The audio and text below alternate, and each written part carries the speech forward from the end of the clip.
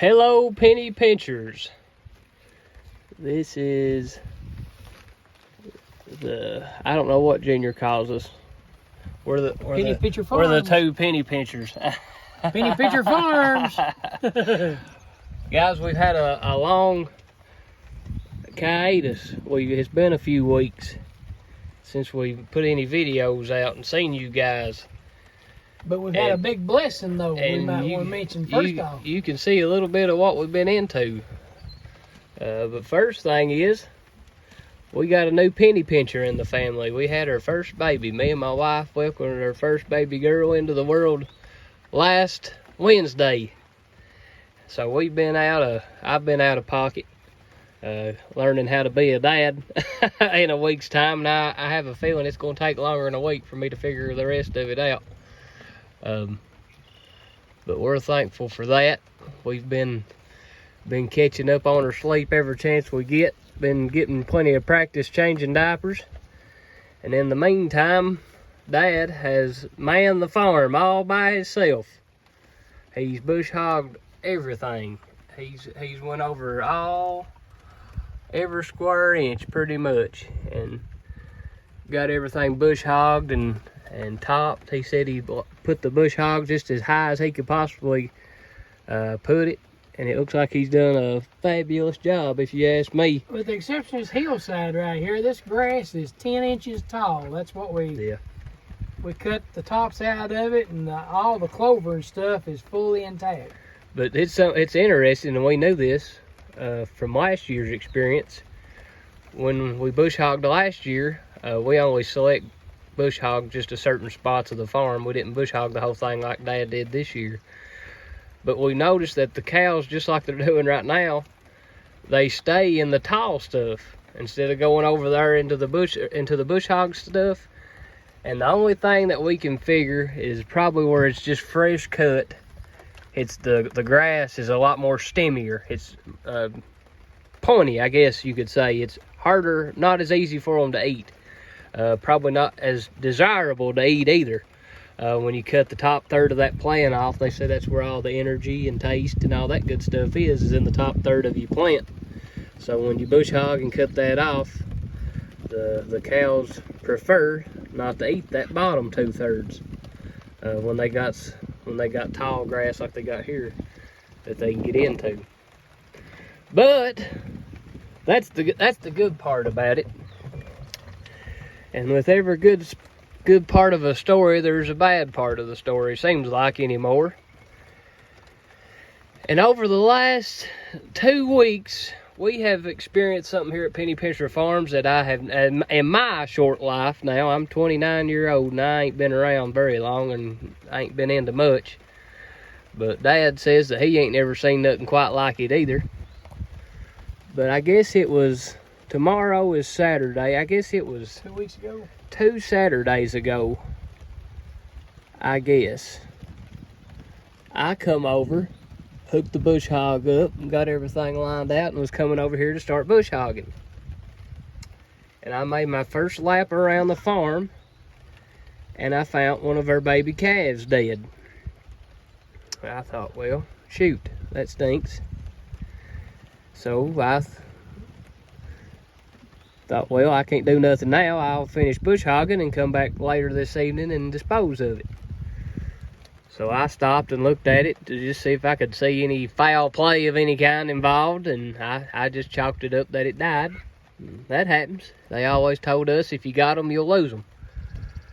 So I fired up the bush hog again and went on about 100 foot, and I found one of our baldy heifers laying dead. And I thought, now wait a minute, this is something's up. This ain't right. We moved, that was on a Saturday, and we'd seen those cattle. We'd come over Friday night and moved them. Had switched, had a paddock change, and everything was 100% fine. That baldy heifer right there, it was the twin to that one right there that passed. And I thought, man, something's up. Well, I thought there ain't nothing I can do right now, so I just kept bush hogging. And the more I made a lap around the farm, I got to looking, and if you'll remember the 600-700 pound steer that we had in here with these girls, I got to looking at it, and I could tell that it wasn't just exactly right. It had its ears down, had its head down, and just wasn't very energetic. And I thought, man, something's wrong with that thing. So this was all at about lunchtime, 11 o'clock or something. And Kyla called me about 1 o'clock and said, get home, I'm having some funny pains. So I rushed home and made sure we wouldn't get no baby that day. And it was about 4 or 5 o'clock before I could get back. So we already had two that we had dead then. And by the time I come back that evening at 4 or 5 o'clock, they was a big cow, full-grown cow that we had that's probably 7, 8 years old. She had passed, as well as the steer that was sick. It had passed in the 3 hours that I was gone. So that totaled us up to 4 that had died that day, that Saturday. And that's when nothing was making sense. And long story short, the next day we had another baby calf die. And that was Saturday. The baby was born on Tuesday, I guess it was, or was it Wednesday? The other heifer that we had that was still on one of these cows, about a 500-pound heifer, it had passed away on that Wednesday. So I forget now that we had a total of 6 calves and a cow pass away there, all at one lick. I mean that's a big lick, guys. That's a lot of money that we lost right there at one lick, and that scared us to death, because we got Carlson over there. We've got him leased, so that was the first thing I done, was call Sturgeon Creek Farms and say, hey guys, we told them just exactly what I told you guys, and we don't have a clue what is going on. We don't know. My first instinct, Dad's first instinct, was that a cherry tree may have been down. So we scavenged the paddock that they'd been in and the previous paddocks that they'd come out of in the last week. Nothing, not a thing, nothing out of the normal. We hadn't done a thing different that we've done in the last 5 years. It was crazy, guys. But the last heifer that passed away, we ended up getting it to the University of Kentucky, and it come back confirmed blackleg. So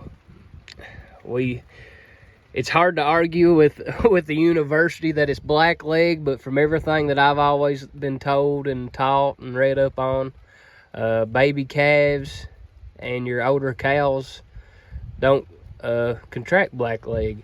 But absolutely, these heifers and steers that weighs 600 to 800 pound, 400 to 800 pound range, they absolutely are the prime suspects to get blackleg. So I don't know. We're still asking ourselves questions. We're still scratching our heads because nothing makes sense. I mean, you guys see how this is what we do, guys. Another thing that we thought about is the 5 cows that we bought there at the end of April. We bought them. We thought maybe that they might have brought something in, since we don't have our cows on a vaccination program.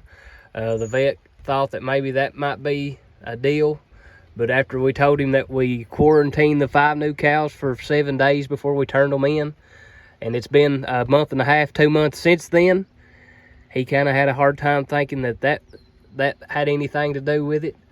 So they could have got poisoned. They could have contracted something from the new cows. It could have very well been blackleg in a few of them. But it's weird. It's one of those deals, you want to put your finger on something so you could fix it, but there's just flat out nothing to put our finger on in this situation. Me and Dad was talking. We've been blessed for a long time. We've not lost many at all in the last 10 years. And we credit that to our management practices. No, we don't. We do blackleg. We unfortunately hadn't blacklegged the heifer that died or the steer that died, but we had blacklegged the heifer that had died. So that's one thing that we do or try to do, is blackleg our calves early on. but we hadn't in this case, so that very well may have been the culprit, blackleg. Who knows? But we've had it good for a very long time, and sometimes it rains. So, but it kind of rung home another truth too, that you don't farm, you don't live your life on borrowed money either. It would have been a big time loss if we'd have borrowed money to buy the cows that we buy, if we'd have had a loan out with the bank or something to purchase our animals. We don't do that here at Penny Pincher Farms. If we don't have the pennies to pay for them, we just don't buy them. And thankfully, all these cows, apart from the 5 that we've just recently bought, all of these cows we've had for 5, 6, 7 years now, and they've more than paid for themselves. And that's the good thing, I guess, that you could take out of this situation is, yeah, we lost a lot of potential money that those animals that died was worth, but in the big reality of it, we didn't lose no money in the sense that of money that we spent. You know what I'm saying? That's the good part about farming like this, guys, is your only expense is your minerals and your gas. So that's if you want to take something good away from this situation, that's it. Them cattle were all raised up here on the farm, so they were all 100% profit, except for the 7-year-old cow. And she'd paid for herself and calves since we had her. So. Yeah. So you got to take the good with the bad. That's again, guys. That's a big component of our thinking here at Penny Pincher Farms, and the way we farm, the way we live our personal lives, is we think of it: borrower is slave to the lender. So we don't borrow no money to farm with. We don't borrow no money to live with. Try to, and that's just that kind of rung that home here with us with this little situation. But we have got off since then. We have got all of our baby calves vaccinated for blackleg. So we pray and hope that this storm has passed and we're on the upside coming out of it. So that's kind of the reason we've been in a slump here the last couple of weeks. We've just been trying to survive, I guess you could say. But things is looking up. If that's the worst thing we have to deal with, we're a flying. There's people out there dealing with a whole lot worse stuff than just a few of their animals dying. So we're thankful that the Lord has blessed us with what we've got and what we've had. And thankful for a new life in the family. So we ain't going to worry about it. We're going to tighten up our bootstraps and keep on trucking. We've seen the proof is in the pudding. The results of the rotational grazing. The health of our cattle and over the years, and this is just one of those things, guys, that it just happens, I guess. But we're not going to let it get us down. We're going to keep on keeping on, and we hope you guys is going to stay out there with us. Tomorrow is a big day. Tomorrow we are going to try to butcher our first 4, 5, or 6 hens tomorrow morning. So we got another video coming right back to this one, guys. And we encourage you all to come right along with us and watch that. It could be very interesting. But we're going to try our hand at putting a few meat birds in the freezer tomorrow morning maybe. So you guys stick around, be watching for that video to drop. But this is Penny Pincher Farms on a cool June evening. And we're just going to let the grass grow through all the losses and hard times. We're going to let the grass grow and give God all the glory, even in the storm. This is Penny Pincher Farms signing off.